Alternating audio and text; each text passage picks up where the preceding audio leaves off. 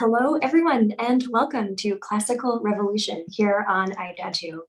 My name is Rachel Fenlon, and for those of you tuning in for the first time, this is a series I started almost 2 years ago now, in which I get the great pleasure of chatting with artists in the classical music world about what inspires them, what fuels their creativity, and people I just admire a lot. I'm really delighted to welcome today the soprano Jeanine De Bique. Jeanine is a celebrated soprano internationally, performing at top opera houses such as the Paris Opera, the Wiener Staatsoper, Salzburg Festival, San Francisco Opera, Houston Grand Opera. I could keep going. In concert, she's performed with orchestras such as the Munich Philharmonic, the Chicago Symphony, the Philharmonie de Paris. And Jeanine has this particular gift, well, many gifts, but a particular gift for Baroque music. And this season, in 2021, she released her first debut solo album called Mirrors, something we'll be chatting about today. And you can check out her album here on this app. So please welcome Jeanine. She's actually joining us today directly after our lead recital, so we're very grateful. Hi, Jeanine. Hi, how are you? I'm good. How are you? It's the big question. Hey, I'm good. I'm after a concert, I'm usually very energized and can go another concert. So, you know how it is with singers, like the adrenaline is up there. So I'm pretty fired up at the moment. Wow, awesome. Okay. And you're in Lille, right? I'm in Lille, in France, yeah. Okay. Amazing. Jeanine, I'd love to begin by hearing about your sort of earliest introductions to music and whether there are particular musical memories which jump out to you as being very important for you. That's a good question. One of my earliest childhood memories is actually when I was, when I was a baby. And the first shot that comes, you have these screenshots that come in your mind. And the first shot that comes in my mind is me being rocked back and forth like this with in my grandmother's arms while she's rocking on a chair and she's singing to me. And I think that's when she gave me her middle name in this moment. Well, she gave me her first name as my middle name. And there is where I had I think my first memories of music from since before I could talk. And after that, it was being in church, because I grew up Anglican, which is English Catholic, and we have the classical form of music in our hymns. My grandmother was a part of the choir. My mother played guitar. She played the piano. My father was an avid music lover as well. So yeah, it was not something out of the ordinary for any member of my family to be a part of first and foremost classical music and music in general. Right. Oh, wow. So a very rich musical early life. Yes, especially since I do come from a country that's quite very diverse and multicultural, and we are our art forms there we're very proud of them, and it's very embedded deep within our culture is our different types of art forms of music, dance, and drama. Wow. And then, so you moved to New York, you studied at Manhattan School of Music? Yes. That's right. Yeah. That must have been quite the move, actually, from Trinidad. Yes, it was. When I finished secondary school, which is, I guess, in American terms, high school, at 17 or 18, I wasn't really sure what I wanted to do. I had several pathways, some of them which were blocked due to the different types of subjects that you were allowed to take at school, based on the exam and the combination of subjects that you're allowed to take. And at one point, I really wanted to be a sound engineer. And I also, I was very good at computers and physics. They say musicians are quite good at that sort of getting the negative and positive atoms together somehow. And I was really good at it. I also wanted to be a psychologist. And I also wanted to be a lawyer because I loved history. I was studying European history. And so already from since a teenager, I knew that somehow I needed to end up in Europe, but I just didn't know how. Um, and I was doing piano and voice an extracurricular activity outside of school hours. So I took 2 years off and I was working in a mobile company, the one and only in Trinidad and Tobago, actually, at the time. Made quite a bit of money because it was a monopoly. So, but I knew it was a good opportunity for me to work there because I knew that I did not want to sit down in a sort of a 7 to 3, 8 to 4, 9 to 5 job on shifts, not doing that every day. So my music teachers told me that I could make a career in this, and I had no idea what they were talking about, absolutely none. Because there was no one at home that was, visually making a career out of classical music. They were making a career out of calypso, carnival, soca, those other genres in my country, not in classical music. There was maybe one singer that is still performing that is in England, and he's a tenor, and he is still making a career out of it. They introduced me to this conservatory league in the States, and I flipped through the brochure. I thought Manhattan School of Music had the most smiling faces. And I said, I want to go there because it's very hard coming from a small island, just like coming from a small town where everything's close knit, everybody knows everybody, everyone is smiling, everybody says good afternoon, good morning, good night. And to go to a big city, and I looked at some other schools, I won't really name them, but they looked kind of cold and I didn't want to go there. So I auditioned and I got in, which was really nice. But it was a big transition, a big move. Yeah. And then you made it over to Europe because you joined the ensemble at the Wiener Staatsoper. No, first I was in the ensemble in Theater Basel in Switzerland. Oh, okay. Just after school. They had come to Manhattan School of Music they were invited to Manhattan School of Music to audition singers, and they hired me on the spot. And I started there for 1 year. Okay, amazing. Jeanine, like at least from my perspective, you've forged this path in which you both specialize in Baroque repertoire and also at the same time enjoy this very musically diverse, sort of rich repertoire. And I think this is quite amazing because usually you get someone who's really specializing in something, but you're also doing the Mozart and the Mahler and so yeah, I kind of wanted to ask you a little bit about that. Was that always something that was clear for you? Is that something you've sort of been just being open to over the years? Or yeah, sort of how has that come to be, I guess is my question. You mean the different types of repertoire? Yeah, the different types of repertoire and sort of how you can balance being really specialized, which you are, and then also doing all this other wonderful stuff at the same time. Well,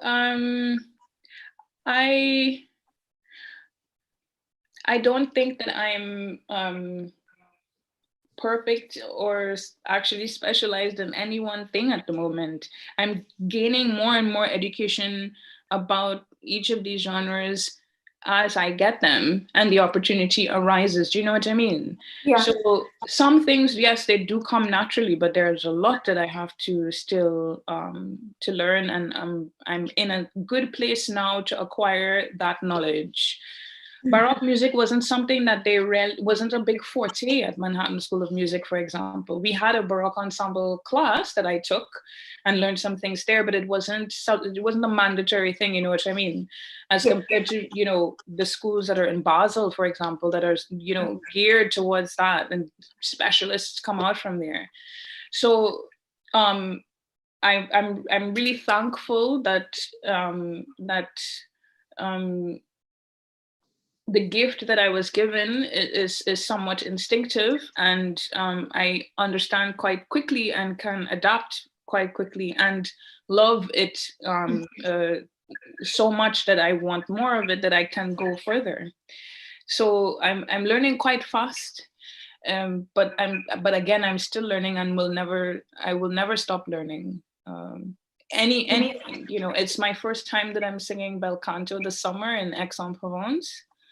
And it's not your normal, what I say, regular bel canto, like your buffa, Norina, Adina, arias, characters. This is a French text by Rossini, and it's sort of grand opera.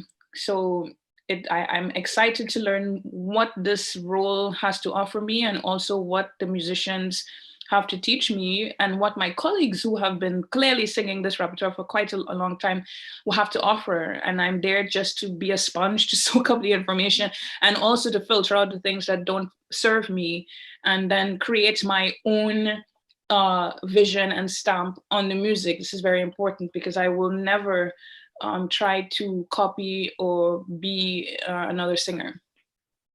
Yeah, which is no easy task in this kind of day and age, with all the recordings and all the, right. So that requires a certain kind of yeah, I came to that kind of conclusion somewhere in my undergrad. I think that I think it was when I was learning Pamina, and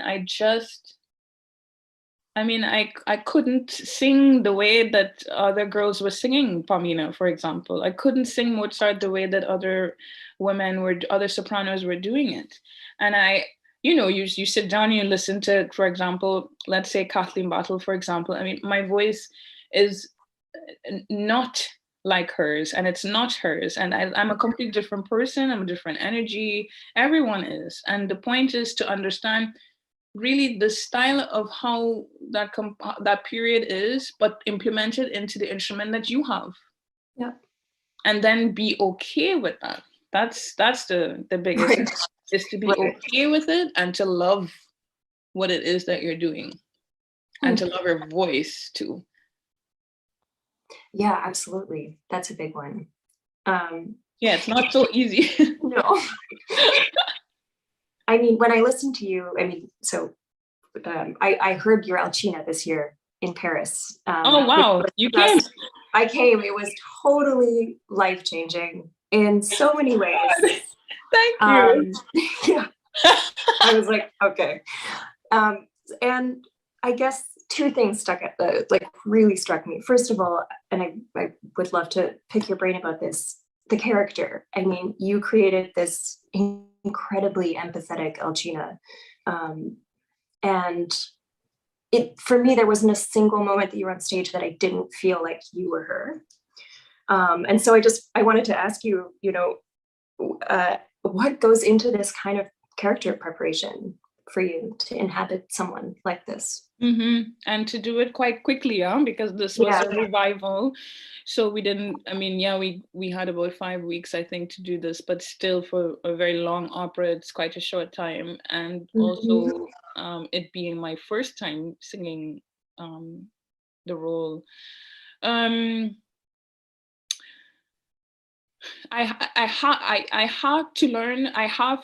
have learned, how to adapt very quickly the moments in my life into a character, my own personal storyline, into what a character is saying. Because obviously I'm not a witch.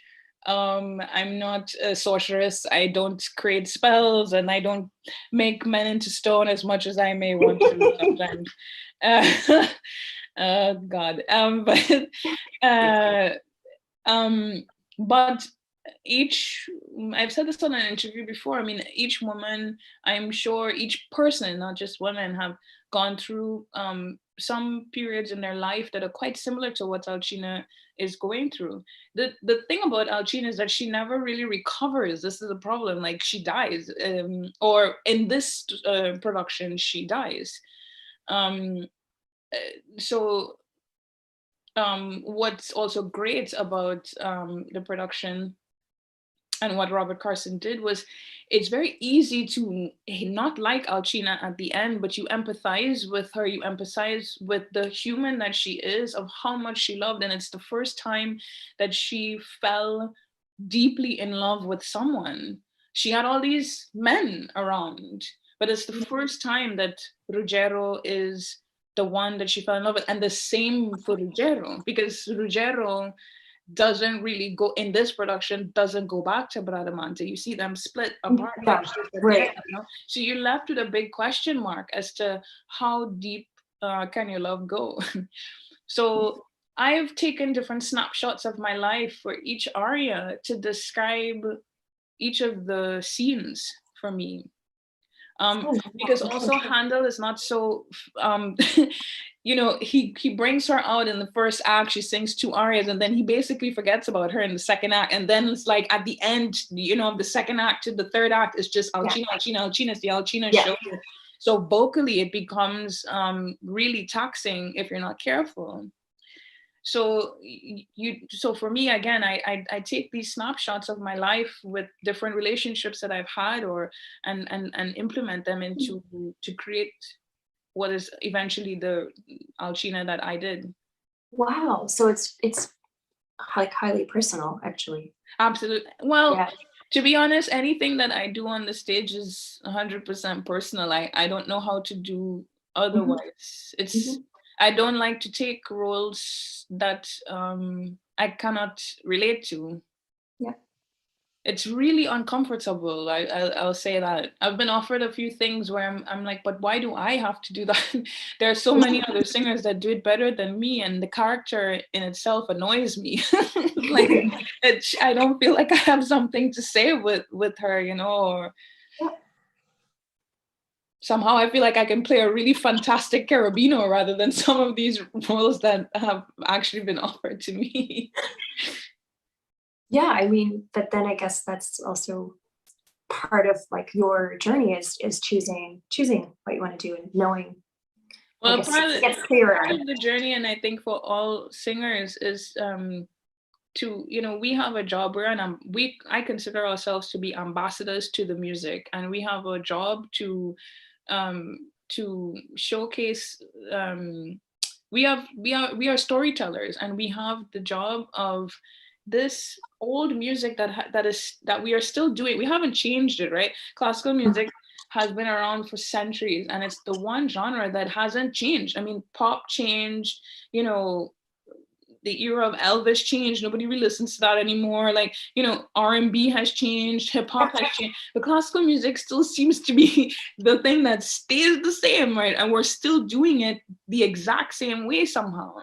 Right. And in a way, I believe that, you know, those composers were writing at a specific time of their lives that was the space for them to talk about the realness of life and the things that were happening politically as well as socially in opera.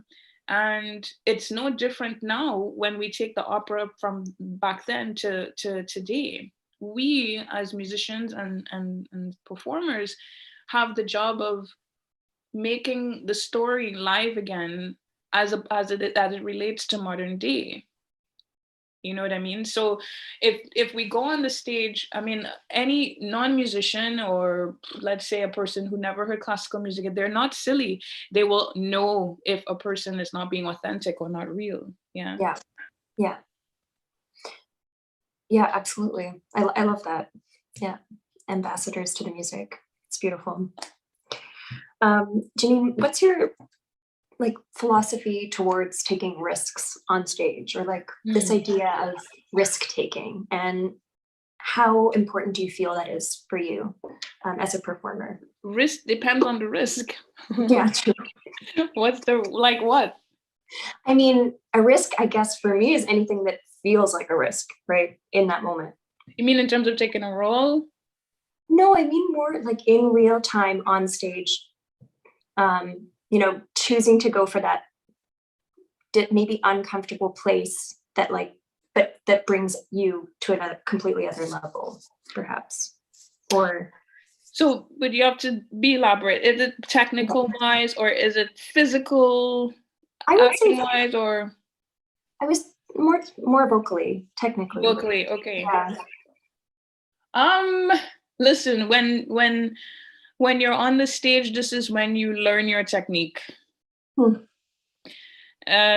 So you have to take the risk every time, because you can practice how you practice in the dressing room and the practice room, but it would more than likely not be the same when you get out on the stage, because Right. how the mind operates. Yeah.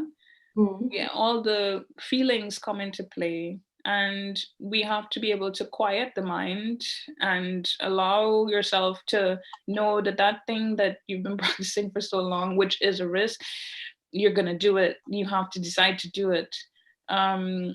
So I believe in the risk to try something once you're secure that you've done it before, or you've done it in the practice room and so forth, and tried it out, and it encourages you to get over your fear, because you're not going to get over it until you do it in the theater, and also be comfortable with the fact that you have 13 more performances to go if it doesn't happen in the first one, you know.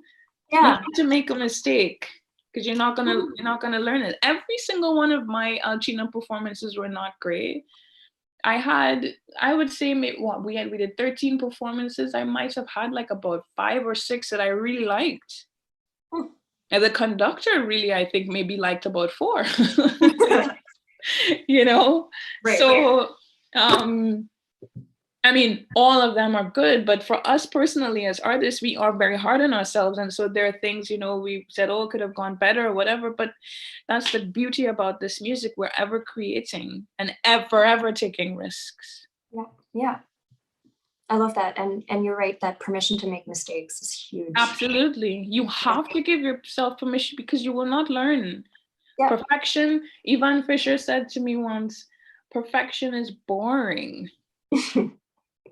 It's just boring. Absolutely. And he's right. Absolutely. I mean, for me, an example of that is listening to old recordings of singers where it's such different, it's such a different approach to interpretation, because it's not about perfectionism at all. It's about and the I love it. rawness of even the rawness of the actual audio recording. I mean, you think sound engineers like listening to recordings back then to sound engineers listening to music recorded now, you know, there's complete difference. Yeah, it's true. That rawness, it's true. It's like all around there. I mean, we're not going to sound the way that, you know, these Italian singers sang back in 1920 or whenever, you know. Yeah. But we can, But we can definitely learn from it. Yes. Exactly.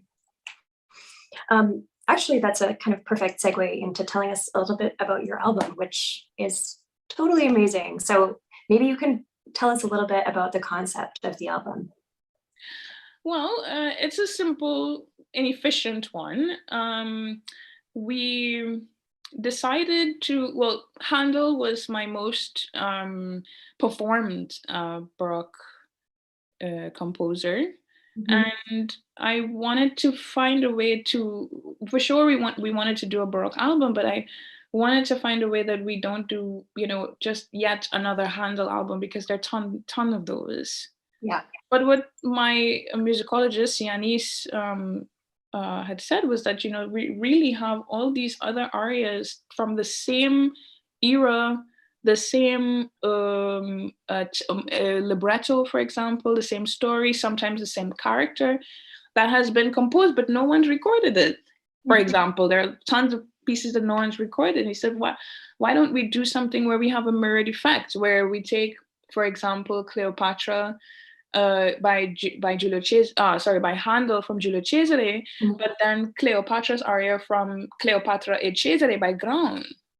And then we show the audience that these two composers they are contemporaries, and they wrote the same story, but just in a different way. Yeah. And as I realized from the album, I mean, for example, the Cleopatra arias are just amazing, by Graun and also by Handel. But you just see the difference in style, and you get to showcase the same character in a different light. Yeah. You know, Yeah. she's a whole different girl. Right. It also gives you this like different perspective of that era as well, because musically we almost just think about Handel kind of owning that. That was an interesting part of the album too. It was like, oh wow, okay, there's like a whole, that palette is a lot bigger. Yes, and I mean Handel. I mean, don't get me wrong. He is really brilliant at the way that he composes. I mean, even Alcina's aria Ombre Pallide. I mean, the first time I heard it, I just thought, oh, what is this sorcery? And it's exactly that. It sounds like shadows and ghosts everywhere. And I think I just imagined that people hearing it for the first time probably thought, oh my gosh, because this full big recit number, which you know, the violins are doubling the voice in this very strange eerie sounding modulation, and it's not something I had heard before with Handel. And he usually like repeats some of the earlier stuff that he did in his new pieces, and you don't get that in Alcina. Alcina is just this new amazing magnificent work. So but even as well with the we do Brodsky's sorry, Mi restano le lagrime. But this is not sung by Alcina in his version of L'isola Alcina. This is sung by Morgana. Oh wow. And it's the same text, you know what I mean? Yeah. But just you hear a different quality in the words from the quality of what Alcina would be using that text for, which is really nice. Yeah, it's really great concept and a great album, which you can all listen to right here. Jeanine, where can we see you next? What are some exciting projects you're looking forward to coming up? Well, right now I'm on tour concert-wise, and it's leading up to my Carnegie Hall debut recital in April. Wow. Amazing. So yeah, so I'm here. We did a recital today. We go off to Antwerp, back to this really beautiful building, the Signal, and then we go to Leiden, and then I do some more concerts with some orchestras, and then I finally get to the States and start the recital tour there, and it finishes at Carnegie Hall on April 2nd, and then I have somewhat of a break for 2 weeks, but it's not really because I have to learn music. Right. Yeah. And then the biggest thing for the season, since Alcina, is actually Aix-en-Provence for the whole summer. Oh, great. Okay. Yeah. Wonderful. And the Carnegie, is that like it's kind of returning to another home, I'm guessing, right?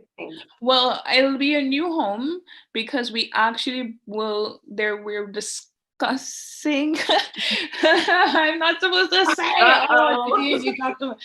No, but there have been some discussions about bringing Maris to the United States. So it is definitely gonna come. It will happen, and I hope we have to cross fingers, prayers, you know, positive words, energy, everything to make it happen. So yeah. Wow, wonderful. Jeanine, well, I'll just wrap up this lovely chat by asking you the question, sort of hence the title of the show. How do you think music can be revolutionary? Ooh. Just casual.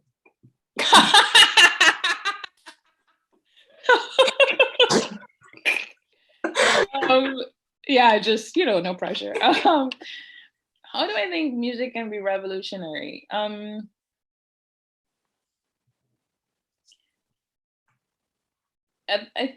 The first thing that comes to my mind is the The more we listen to each other, the more we'll be able to hear